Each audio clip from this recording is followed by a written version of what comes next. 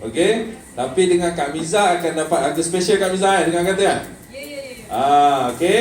So anda beruntung hari ini. Alright. So software ni fungsi dia, anda tak perlu nak WhatsApp seorang-seorang dah dekat customer anda. Contoh anda ada 100 orang, 200 orang, 1000 orang, 2000 orang, anda nak WhatsApp tak seorang-seorang? Tak mampu. Kan? Kadang sampai ke malam, ke tengah malam tak tidur. Bang, kenapa tak tidur lagi? Yang, kenapa tak tidur lagi? Kan? So dengan aplikasi ni, dengan software ni, anda tidur dengan lena, biar robot yang jawab, biar robot yang hantar. Okey. Kan? So sampai satu masa bila anda dah expert, tiba-tiba duit masuk orang bayar.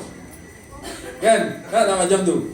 Saya ada sekali saya jalan kempen, ada dekat downline saya, sampai dia mesej, tak tidur lagi ke? Sebab mesej masuk dekat dia pukul 3.40 pagi.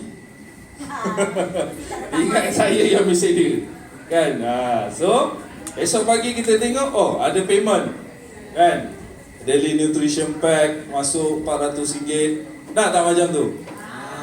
So kita akan belajar petang ni. Dia agak teknikal sikit.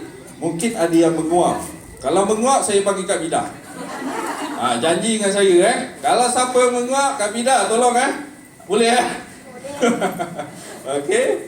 Mata kuyu saya panggil Kak Bidah. Okey. Dia agak teknikal tapi dia akan fun. Dia akan seronok kalau anda faham. Okey. Mungkin anda akan menangis macam bulan lepas ada yang menangis. Tiba-tiba balik closing 3 VIP, 5 VIP. Tapi dia menangis dulu, tak kisahlah kalau korang nak menangis, okey. Mungkin lepas ni korang keluar daripada ni 10 VIP korang close. Kan? Okey. Alright, so masing-masing dah tak sabar